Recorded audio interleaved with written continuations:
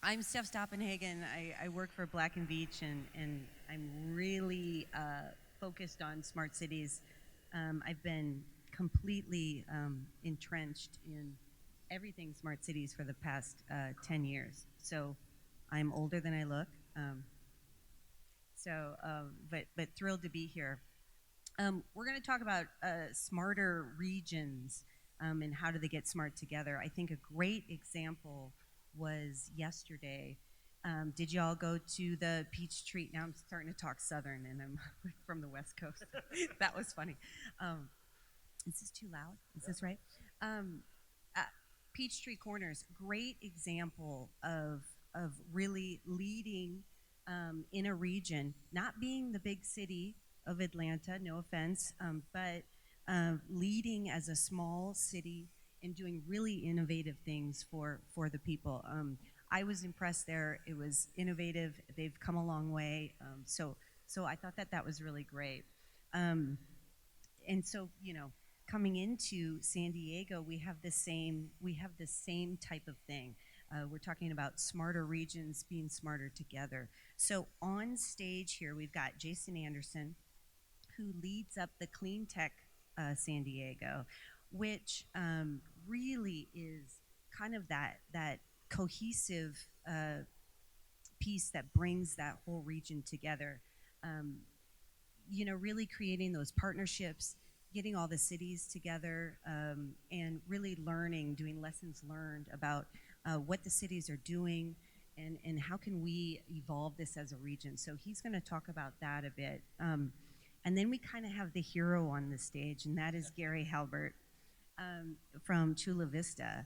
And really, it's the same example as I'm giving a lot of kudos here to Peachtree, but it's the same example as having that smaller city that's really been leading the charge. Chula Vista has been known to be a smart city for a long time. Years ago, they started a lot of different pilots and a lot of innovation. That's totally cool. And you would think that San Diego would be, that leader, but really, it's been Chula Vista, and then all of the other cities are really learning from that. So it's a really good example of the region. And we were going to have David Graham here.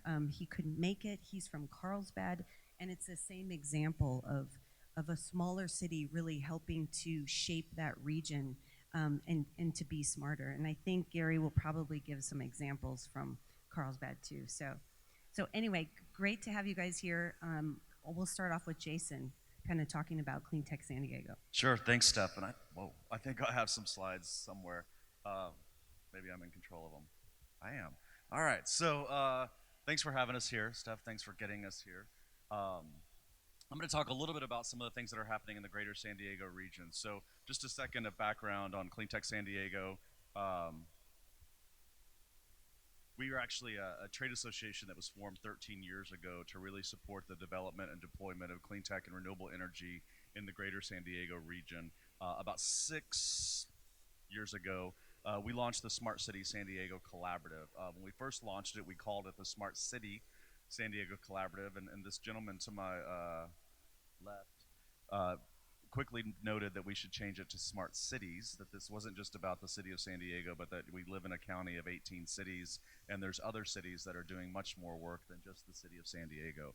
So we changed that to the Smart City San Diego. When we first launched, we really focused on the deployment of electric vehicle infrastructure throughout our region. We were one of the DOE's 11 EV cities, and quickly, kind of as this smart cities thing started to take off, we quickly learned that we were well situated with our private sector members and our public sector partners to really start to engage around the smart cities concept. So just this last year, again, thanks to the leadership of Chula Vista, through some work that they've been doing, we launched the Regional Smart Cities Initiative within our city, or within our region. You'll see on the slide there, we're currently working with 3 cities: our port, our airport, our regional transportation organization, which is SANDAG, and then obviously Cleantech San Diego being the convener of that group. Over the year, we've been working on a number of different things, but most importantly, we've been really working on a document that really is outlining from a regional perspective some guiding principles and some priority areas that we need to focus on as a region when it comes to smart cities. So you'll see here 5 points that we've really identified as our guiding principles as it relates to regional smart city deployments. Enhancing connectivity, ensuring equity and inclusivity as it relates to smart cities, obviously making data-informed decision.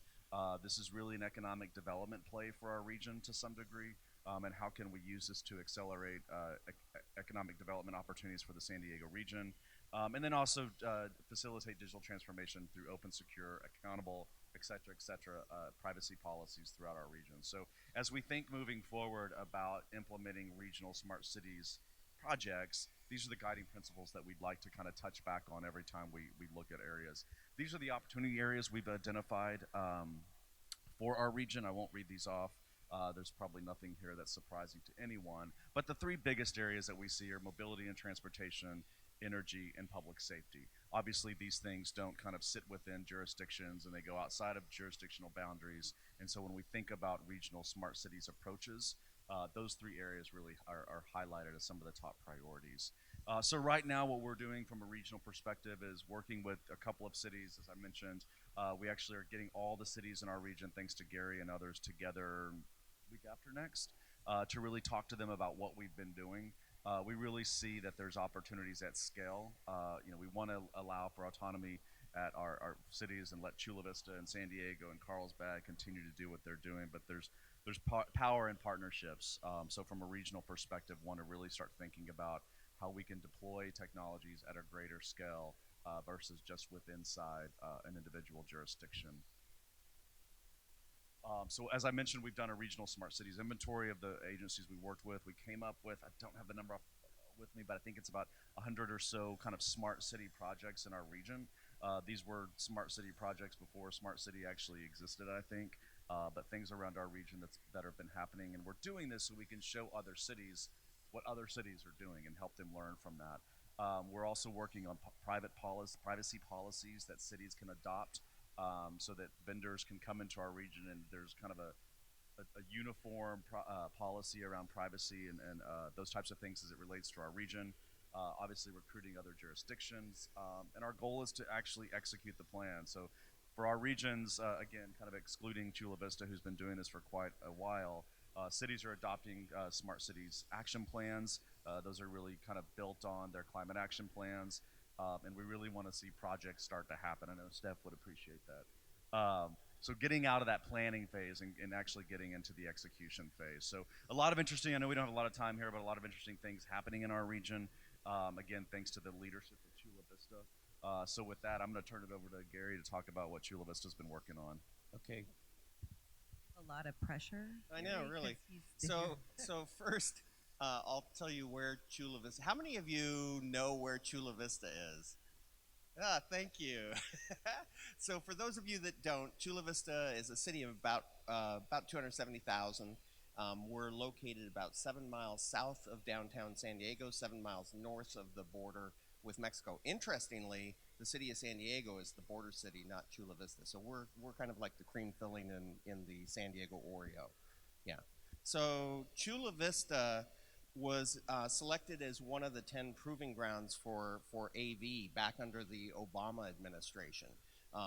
Currently, quite frankly, that has not taken on a whole lot of meaning because the Trump administration has been much more just go out and do whatever you want to do, wherever you want to do it.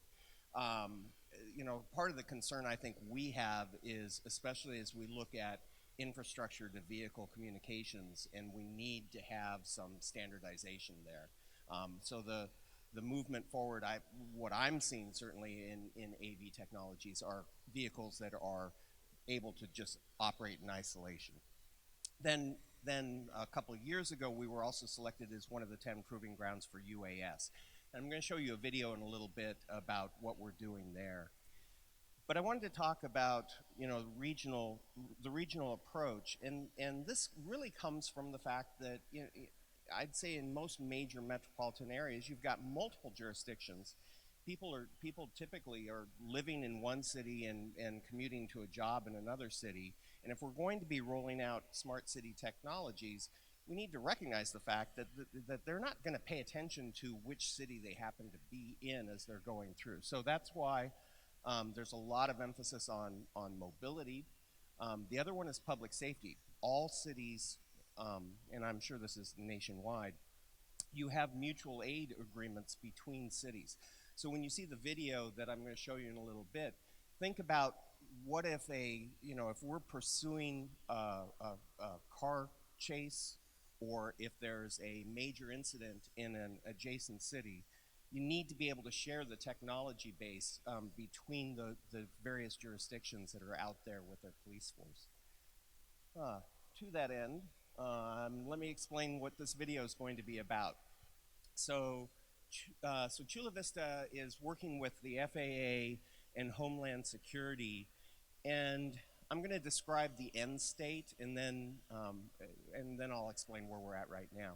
So the end state is, if you call 911 with a priority 1 or a priority 2 call, we will have drones located around the city, and as soon as the dispatcher gets an address from the 911 caller, we'll pop up a drone and send it to that address. And it will be launched autonomously.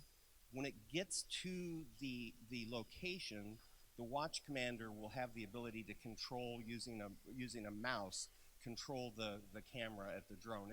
And the drone will react autonomously to what they're requesting in terms of photography.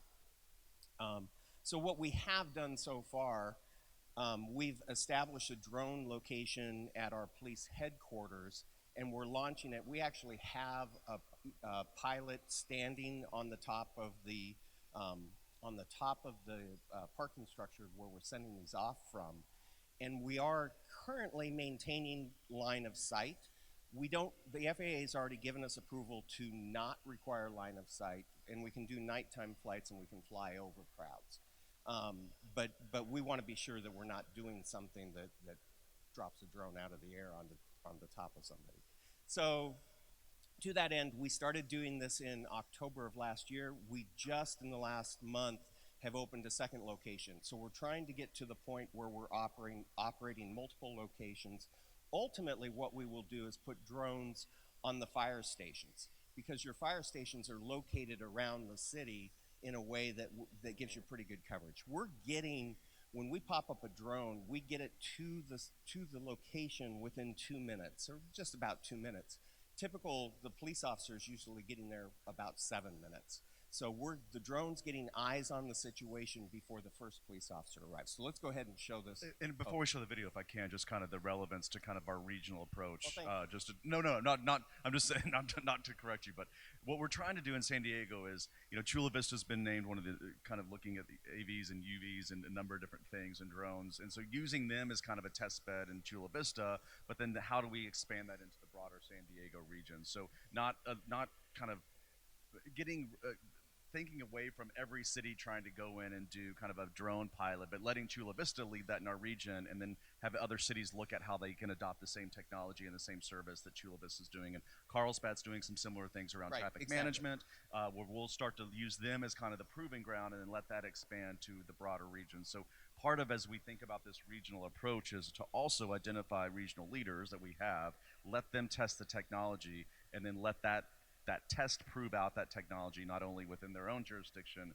but at a greater scale. Yeah, so that the various cities in San Diego don't need to be doing the same pilots, right? Make them scalable. So let's go ahead and show the video, and we can feel free to talk over it too, because it starts without any sound. So you're going to see this video. This is actual footage from the drone that's going to be out there checking out the situation. A little different than having the drone drop Uber Eats yesterday morning, right? If anybody was there. Chula Vista Police, 911 emergency. Yes, sir, I want to report domestic violence. And are you involved or are you witnessing this? No. Okay, what exactly is happening? A male and female, and one is in the motorcycle, and they're just, I don't know, they're just going to hit each other with a car or something, I don't know. You said trying to hit each other with a car? Yeah, I'm the other one with the motorcycle. Just sending a police car over here. US level, the white sedan Hyundai Elantra and white motorcycle. We do allow motorcycle driving on sidewalks in the city. US one continuing eastbound on Parkway. Yeah, motorcycle is on the sidewalk. The white vehicles continuing eastbound. That's Steph on the motorcycle. It's Correct, electric. there's southbound 4th Avenue from Parkway. So Yeah, as you're Bart. watching this, I'll give you the backstory. Westbound G. Although at the point the watch commander is watching this, he doesn't know this. But this is a jilted lover chasing her boyfriend on a motorcycle. She's quite the driver. We need a unit code. It looks like the sedan is So they come into here, and you'll see them stop, and he gets off and starts talking with her, and then you'll see her in a moment. He'll be off the bike. He gets back on the bike. She then bumps into the bicycle and knocks it over. That then becomes a assault with a deadly weapon at that point. And then it turns out the motorcycle is actually a stolen vehicle. So both of them end up getting arrested. Confrontation in the alleyway. South Alley 5210-4, still in the 415. Start seeing route code. Not seeing anything. Alright, sedan's ramming the motorcycle. Motorcyclist is on the. He is away from the bike. So think about this situation. Look at how much information we have off of a 911 call. We've been following this, and in a moment, the very first police officer is going to arrive. Motorcyclist is back on. He just There it is. ran, so we have a 245. Just 245. So the voice you're hearing is the watch 10-4, commander. should we stage medics? Staging medics, 10-4.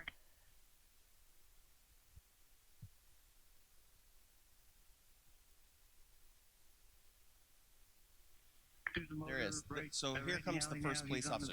So if you think about it, we have used this now hundreds and hundreds of times. It has assisted us in a number of arrests, but we actually see this more as a de-escalation tool. So, frequently you'll hear stories about police officers shooting an unarmed person.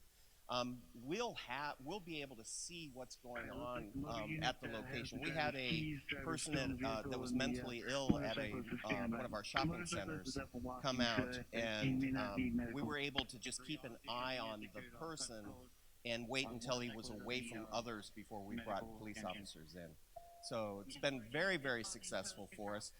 It's a fairly low cost, so we expect to roll this out. We've now got a third of the city covered with this, something that I would expect 10 years from now, virtually every metropolitan police department is going to be using this kind of technology.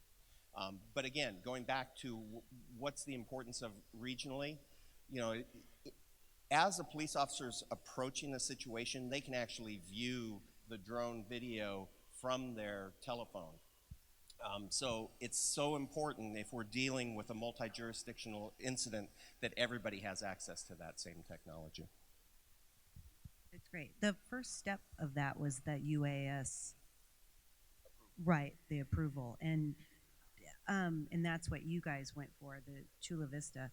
Do you know how many different cities have? 10. It was 10. the same as AV Right. too. Okay, yeah, that's because that's something else. I mean, that's really the first step.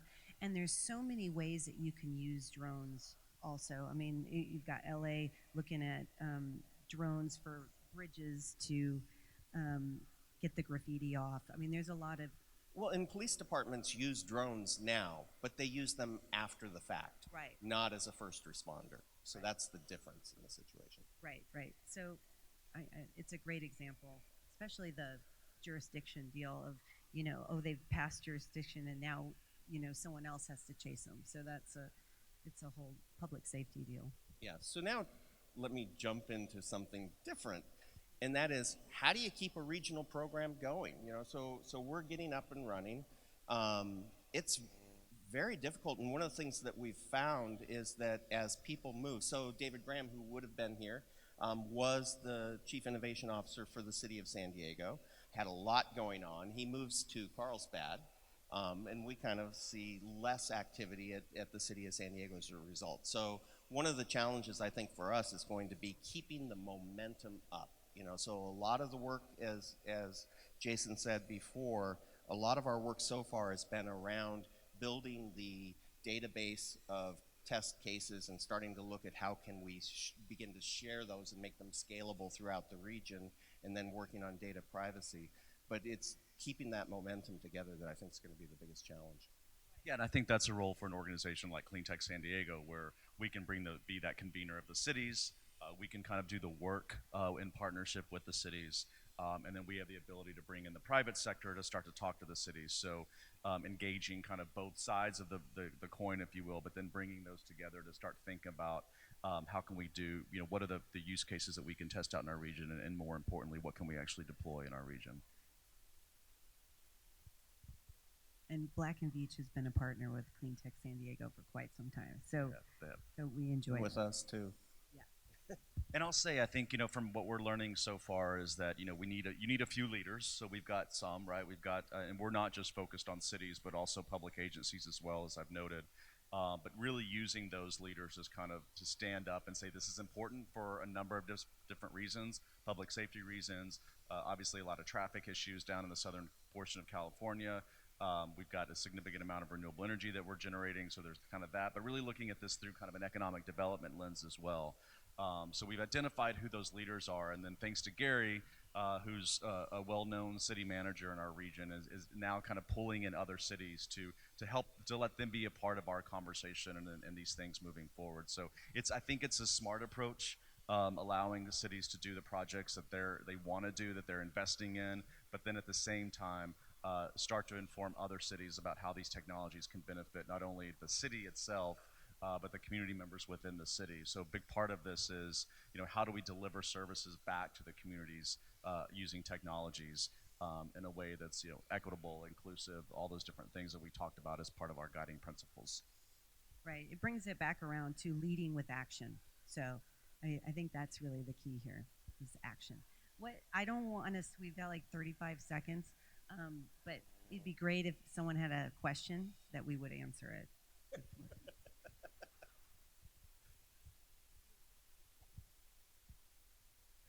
My name is Clayton Banks. I actually grew up in Oceanside, California, so I'm excited about this. But quick question on broadband and essentially across all of the San Diego County. What's the assessment there? Does everyone have broadband? Because to me it seems like you can't be a smart city unless everybody's connected. So I'm curious what the plans are to get broadband in the home for low income and fixed income people.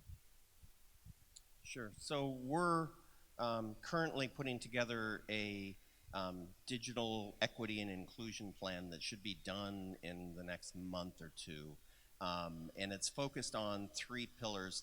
One is broadband access. And quite frankly, from the state's perspective, because the state still thinks that 20 meg is broadband access. And so I guess we have great broadband access. But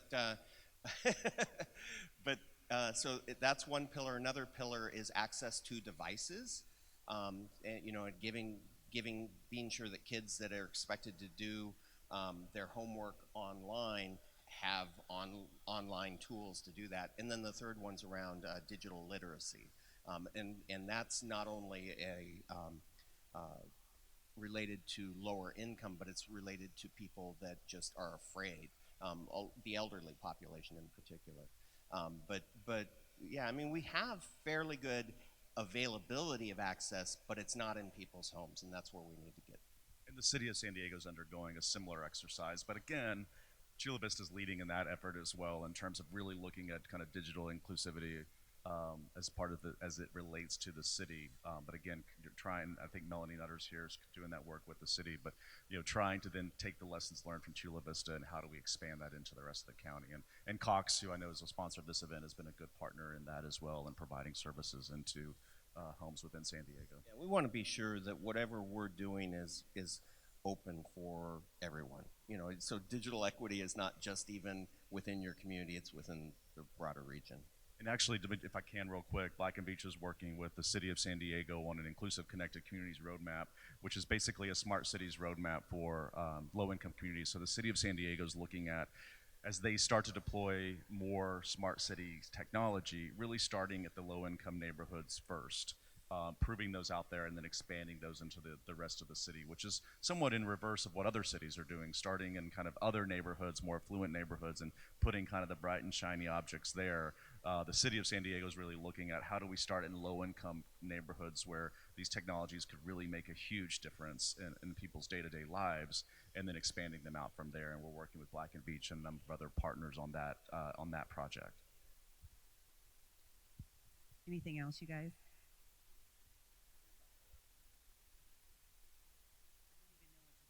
You're gonna have to yell.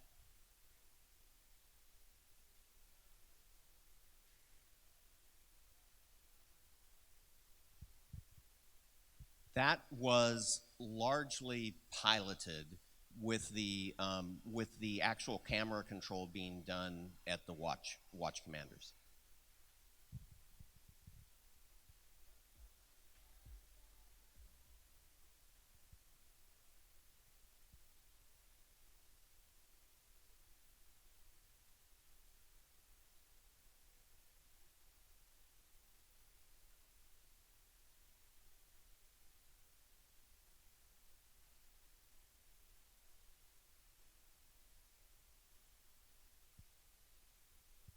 I mean, I'm going to let you guys answer that, but I guess it's saying how do you see the difference between working from a county level out than the cities?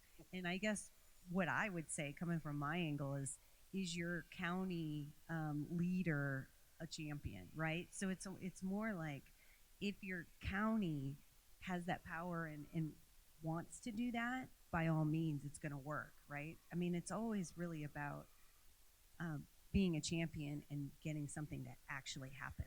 That's Yeah, and in our situation, the county is not necessarily seen as a leader in the space and really not engaging in these types of conversations. It's the city that's doing that. It's our regional transportation organization that's doing that. So for us, it's kind of, we're flipping that on reverse, because where we look at where the action is, it's really at the city level, not at the county level. And the county has a significant amount of kind of jurisdiction, but it's not necessarily the most populated area of the region. All that's kind of within the cities. So I think if any of you are interested in the regional kind of framework or blueprint, happy to share that with you. So feel free to reach out and we can share kind of what we've been doing from a regional perspective to date. I know we could talk all day. Thanks, you guys. There's no way that it's not going there.